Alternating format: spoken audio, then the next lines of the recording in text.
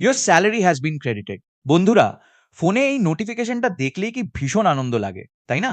কিন্তু ঠিক ২০ দিন পর যখন ইউপিআই দিয়ে ১,০০০ বা ১,৫০০ পেমেন্ট করেন, তখন আরেকটা মেসেজ আসে যেখানে আপনার রিমেইনিং ব্যালেন্স দেখায়। আর তখনই মনে হয়, আরে এত তাড়াতাড়ি সব টাকা গেল কোথায়? আমি কি সত্যিই এত খরচ করে ফেললাম? বন্ধুরা, এটা শুধু আপনার গল্প নয়। আমি ব্যক্তিগতভাবে ২০০০-এরও বেশি মানুষের কাছ থেকে ঠিক এই একই গল্প শুনেছি। মানুষ আলাদা হতে পারে, কিন্তু গল্প প্রায় একই। বেতন ভালো, কিন্তু পকেটে টাকা থাকে না। আলবার্ট আইনস্টাইন বলেছিলেন, কম্পাউন্ড ইন্টারেস্ট পৃথিবীর অষ্টম আশ্চর্য। আর আমি বলি, ভারতের মধ্যবিত্তের কম্পাউন্ড স্পেন্ডিং হলো নবম আশ্চর্য। আমাদের একটা সাধারণ মাস ঠিক এমন ভাবেই কাটে। প্রতি মাসে বেতন আসে, প্রথম ৫ দিন রাজাদের মতো কাটে, কিন্তু মাসের শেষের দিকে সার্ভাইভাল মোড ওএন হয়ে যায়। আপনার সঙ্গেও যদি এমন হয়, তাহলে ভিডিওটিতে একটা লাইক অবশ্যই করবেন এবং কমেন্টে জানাবেন।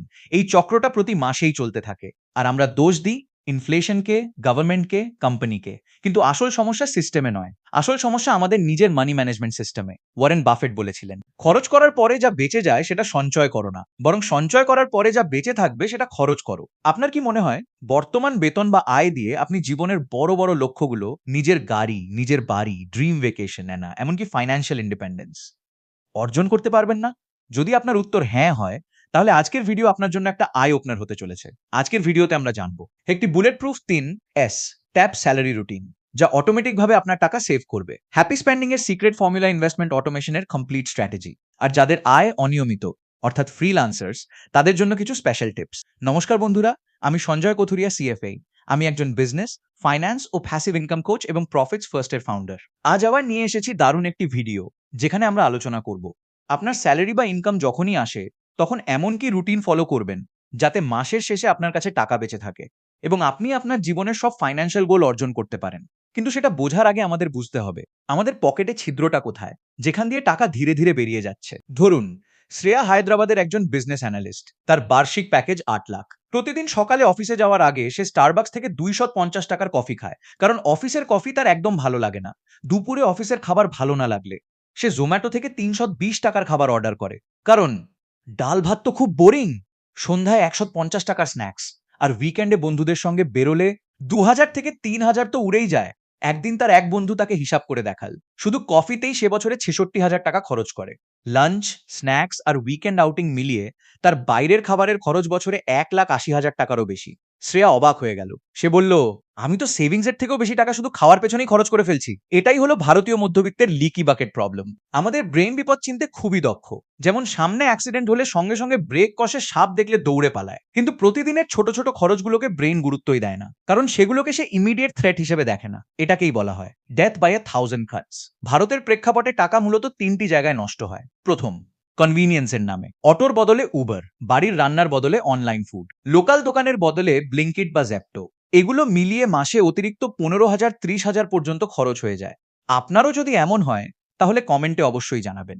দ্বিতীয়, সোশ্যাল প্রেশার।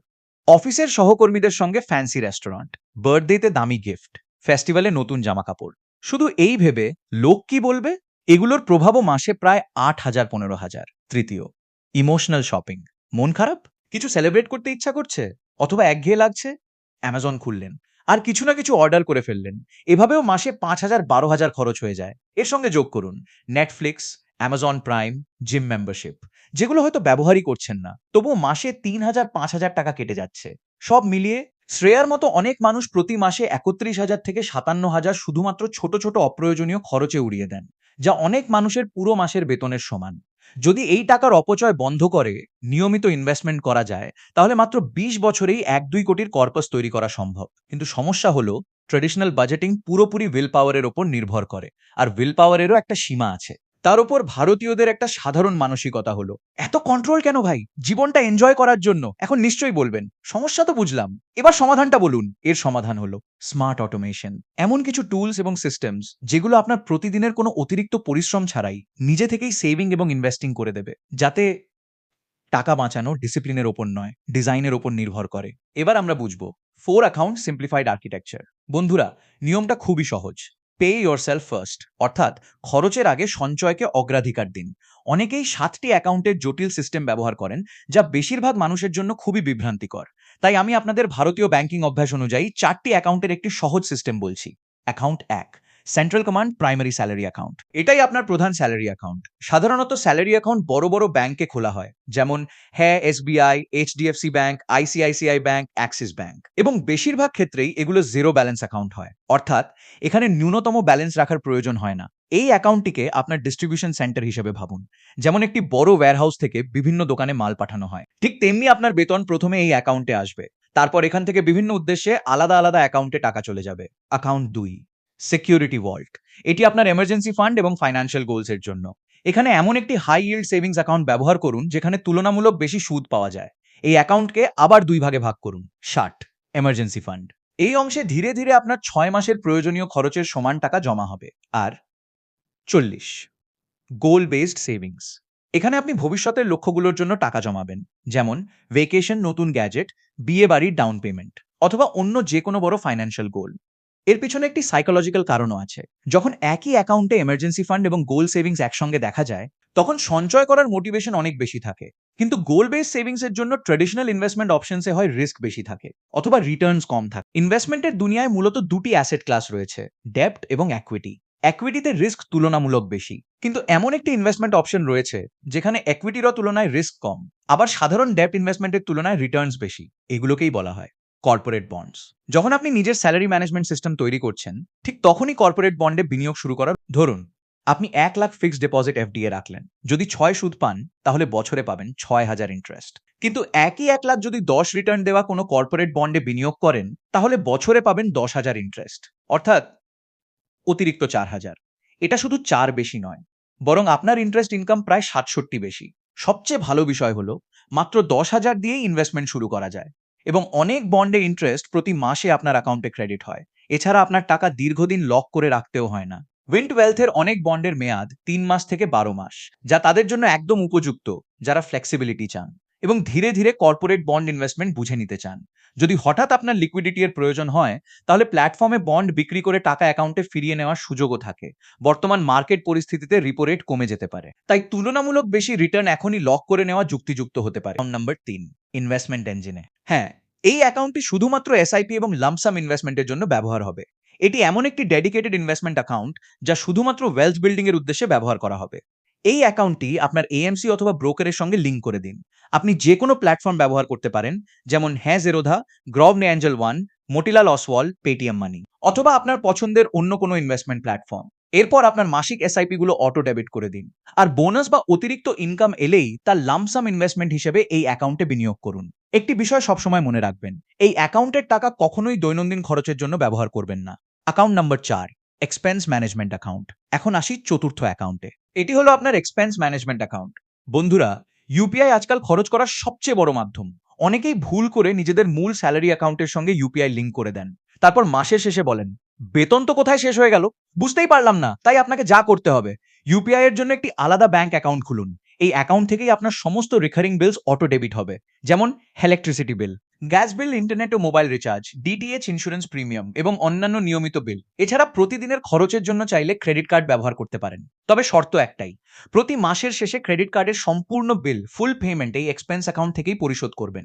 এর ফলে অপ্রয়োজনীয় খরচ কমবে, বাজেট কন্ট্রোল সহজ হবে, ক্রেডিট স্কোর ও ভালো থাকবে। এখন আপনার 4টি অ্যাকাউন্টই তৈরি হয়ে গেছে, ইনভেস্টমেন্টের ব্যবস্থাও হয়ে গেছে, কিন্তু এসব তখনই কার্যকর হবে যখন টাইমিং সঠিক হবে। কারণ ভুল টাইমিং সবচেয়ে ভালো সিস্টেমকেও ব্যর্থ করে দিতে পারে। তাই এবার আমরা বুঝবো ক্যাশ ফ্লো টাইমিং স্ট্র্যাটেজি। ভারতে স্যালারি সাইকেলের টাইমিংই সবকিছু। বেশিরভাগ মানুষের স্যালারি মাসের 1 তারিখে অথবা মাসের শেষ দিনে আসে। এই স্যালারি প্যাটার্নকে মাথায় রেখেই আমি একটি সিস্টেম তৈরি করেছি, যা আপনার পুরো ক্যাশ ফ্লোকে স্মার্ট উপায় ম্যানেজ করবে। 1 থেকে 5 তারিখ, ফাউন্ডেশন উইক। ধরুন মাসের 1 তারিখে আপনার স্যালারি অ্যাকাউন্টে বেতন ক্রেডিট হলো। এখানে একটি সাইকোলজিক্যাল ট্রিক ব্যবহার করতে হবে। নতুন স্যালারি অ্যাকাউন্টে আসার সঙ্গে সঙ্গেই প্রথমেই সেটিকে বিভিন্ন অ্যাকাউন্টে ভাগ করে দিন, কারণ পরে আপনার মন বদলে যেতে পারে। 2 তারিখ, স্যালারি আসার পরের দিনই সব অটোমেটিক ট্রান্সফার এক্সিকিউট করে দিন, অর্থাৎ emergency fund, goal savings, SIP, investment, expense account, সব জায়গায় নির্ধারিত টাকা চলে যাবে। 3 থেকে 5 তারিখ, এই কয়েকদিন শুধু একটি কাজ করবেন, সব ট্রান্সফার ঠিকভাবে হয়েছে কিনা সেটা ভেরিফাই করবেন। যদি কোনো পেমেন্ট ফেল হয় অথবা কোনো টেকনিক্যাল প্রবলেম হয়, তাহলে সঙ্গে সঙ্গে সেটি ঠিক করে ফেলবেন। এভাবেই আপনার পুরো ফাইন্যান্সিয়াল সিস্টেম মাসের শুরুতেই সেট হয়ে যাবে। 5 থেকে 15 তারিখ, বিল পেমেন্ট উইন্ডো। এবার আসে মাসের 5 থেকে 15 তারিখ। এই সময়ের মধ্যে আপনার সমস্ত প্রয়োজনীয় বিল পরিশোধ করে ফেলুন। ভারতের বেশিরভাগ পরিবারের বিলের প্যাটার্ন প্রায় একই রকম, যেমন ভিম বিদ্যুৎ bill, gas bill, internet bill, mobile bill, credit card bill, অন্যান্য নিয়মিত ইএমআই বা সাবস্ক্রিপশন। এই সব পেমেন্টের তারিখ যতটা সম্ভব একসঙ্গে মিলিয়ে নিন। এতে দুটি বড় সুবিধা হবে, কোনো লেট ফি দিতে হবে না, কোনো পরিষেবা বন্ধ হয়ে যাওয়ার চিন্তাও থাকবে না। তাই সহজ নিয়ম হলো 5 থেকে 15 তারিখের মধ্যেই সমস্ত নির্ধারিত বিল মিটিয়ে দিন। 15 তারিখ ফাইন্যান্সিয়াল হেলথ চেক। এবার আসে মাসের সবচেয়ে গুরুত্বপূর্ণ দিন, 15 তারিখ। এদিন নিজের স্বাস্থ্য নয়, নিজের ব্যাংক অ্যাকাউন্টের স্বাস্থ্য পরীক্ষা করুন। এটি পুরো মাসের সবচেয়ে গুরুত্বপূর্ণ চেক পয়েন্ট। এই সময় নিজেকে কয়েকটি প্রশ্ন করুন। আমি কি বাজেটের চেয়ে বেশি খরচ করে ফেলেছি? পরিবারের কোনো অপ্রত্যাশিত খরচ এসেছে কি? কোনো মেডিকেল জরুরি পরিস্থিতি তৈরি হয়েছে? কোনো আত্মীয়কে সাহায্য করতে হয়েছে? বন্ধুর বিয়ে, জন্মদিন বা অন্য কোনো সোশ্যাল কমিটমেন্ট সামনে আছে? আগামী 15 দিনের মধ্যে কোনো বড় খরচ আসছে কি? যদি এমন কিছু থাকে, তাহলে এখনই সেই খরচের জন্য আলাদা বাজেট তৈরি করে রাখুন। 25 থেকে 30 তারিখ নেক্সট মান্থ প্ল্যানিং। মাসের শেষ সপ্তাহে অর্থাৎ 25 থেকে 30 তারিখের মধ্যে পরবর্তী মাসের ফাইন্যান্সিয়াল প্ল্যানিং শুরু করুন। ধরুন সামনে কোনো ফেস্টিভ্যাল আসছে, ওয়েডিং সিজন শুরু হচ্ছে, বর্ষাকাল আসছে, শীতকাল আসছে, তাহলে আগে থেকেই সেই অনুযায়ী বাজেট তৈরি করুন। উদাহরণস্বরূপ দুর্গাপূজা, দীপাবলি, ঈদ, বড়দিন বা অন্যান্য উৎসবের জন্য শপিং বাজেট, হে বিয়ের উপহারের বাজেট, হে বর্ষার আগে বাড়ির মেইনটেন্যান্স, হে শীতের আগে গরম কাপড় কেনা, গ্রীষ্মের আগে এসি বা কুলার কেনার পরিকল্পনা। অর্থাৎ যে খরচ সামনে আসবে সেটার পরিকল্পনা আগেই করে রাখুন। ফেস্টিভ্যাল ফান্ড, উৎসবের সময় সবসময় অতিরিক্ত খরচ হয়, তাই আলাদা একটি ফেস্টিভ্যাল ফান্ড তৈরি করুন। প্রতি মাসে সেখানে 2000 অথবা 3000 করে জমা রাখুন। যদি বছরের শেষে বোনাস পান, তাহলে সেই বোনাসের একটি অংশও ফেস্টিভ্যাল ফান্ডে রাখতে পারেন। এর ফলে উৎসবের সময় লোন নিতে হবে না অথবা ক্রেডিট কার্ডের উপর নির্ভর করতে হবে না। এখন আপনার পুরো ক্যালেন্ডার তৈরি হয়ে গেছে। কিন্তু এই সিস্টেম তাদের জন্য যাদের প্রতি মাসে নির্দিষ্ট স্যালারি আসে। যদি আপনি একজন ফ্রিল্যান্সার হন অথবা বিজনেস করেন এবং আপনার ইনকাম প্রতি মাসে একরকম না হয়, তাহলে পরের অংশটি আপনার জন্য সবচেয়ে গুরুত্বপূর্ণ, কারণ এখন আমরা আলোচনা করব ইরেগুলার ইনকামের জন্য স্মার্ট বাফার স্ট্র্যাটেজি। এখন যদি আপনি একজন ফ্রিল্যান্সার, বিজনেস ওনার বা সেলফ এমপ্লয়েড হন, তাহলে আপনার সবচেয়ে বড় সমস্যা হলো ইনকামের অনিয়মিত হওয়া। কখনো প্রচুর টাকা আসে, আবার কখনো একেবারেই কাজ থাকে না। ভালো মাস এলে আত্মবিশ্বাস আকাশ ছুঁয়ে যায়, আর খারাপ মাস এলে মনে হয় এবার কি হবে। এটাই হলো অনিয়মিত আয়ের সবচেয়ে বড় সমস্যা। চাকরিজীবীদের মতো এখানে প্রতি মাসে নির্দিষ্ট স্যালারি থাকে না। তাই আমি ভারতীয় ফ্রিল্যান্সার্স এবং সোলোপ্রেনার্সদের জন্য একটি প্র্যাকটিক্যাল বাফার সিস্টেম তৈরি করেছি, যা দীর্ঘমেয়াদে ফাইন্যান্সিয়াল স্ট্যাবিলিটি এবং মানসিক শান্তি এনে দিতে পারে। বিক্রমের উদাহরণ ধরুন। বিক্রম মুম্বাইয়ের একজন ডিজিটাল মার্কেটিং কনসালটেন্ট। তার ইনকাম একেবারে রলার কোস্টারের মতো। হামে এপ্রিলে আয় 35,000, হামে মাসে 1,20,000, মুনে আবার নেমে 65,000, মু জুলাইয়ে মাত্র 25,000, মু আগস্টে হঠাৎ 1,80,000, মু সেপ্টেম্বরে আবার 55,000। কিন্তু তার মাসিক খরচ প্রায় 75,000। অর্থাৎ ইনকাম ওঠানামা করলেও খরচ প্রায় একই রয়ে যায়। আগের ভুল। বিক্রম আগে কি করত? যখন বেশি ইনকাম হতো তখন লাইফস্টাইলও বাড়িয়ে দিত। দামি restaurant, branded shopping, premium subscription, অপ্রয়োজনীয় খরচ সব শুরু হয়ে যেত। আর যখন ইনকাম কমে যেত তখন ক্রেডিট কার্ড ব্যবহার করত, কখনো পার্সোনাল লোন নিত।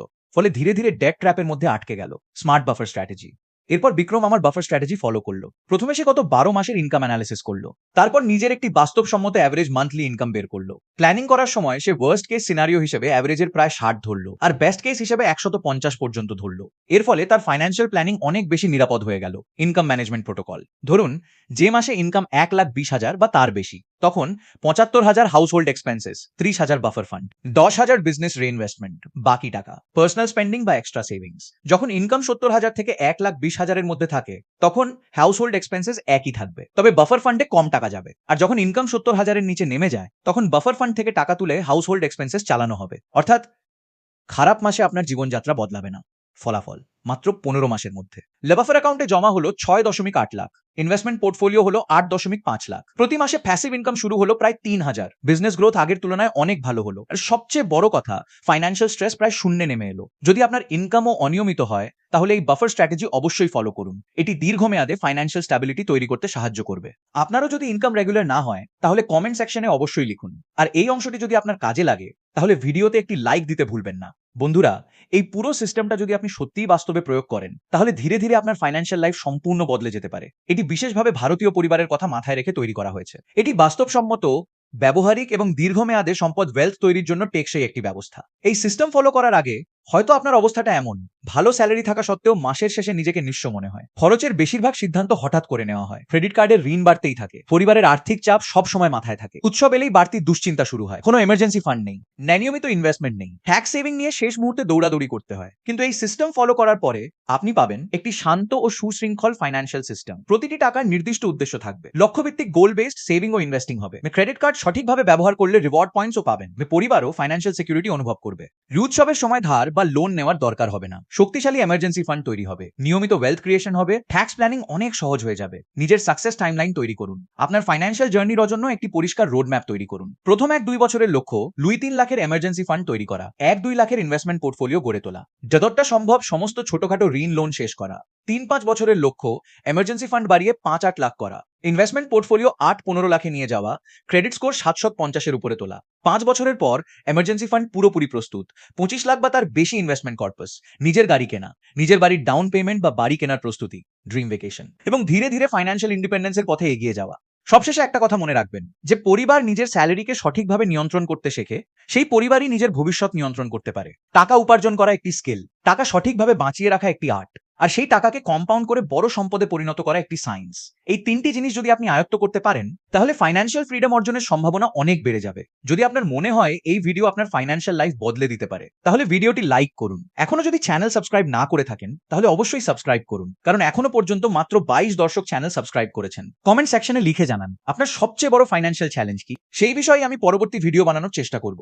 সবচেয়ে গুরুত্বপূর্ণ বিষয়, আজ থেকেই এই সিস্টেম বাস্তবে প্রয়োগ করুন। কিছু মাস পরে ফিরে এসে আপনার ফলাফল আমাদের সঙ্গে অবশ্যই শেয়ার করবেন। যাওয়ার আগে ভিডিওর ডিসক্রিপশন এবং পিন কমেন্টে দেওয়া Win12 এর লিঙ্কটিও দেখে নিতে পারেন। আর কোনো বিষয় নিয়ে ভিডিও দেখতে চান, সেটাও কমেন্ট করে জানাতে ভুলবেন না। পরবর্তী ভিডিওতে আবার দেখা হবে। জয় হিন্দ, জয় ভারত।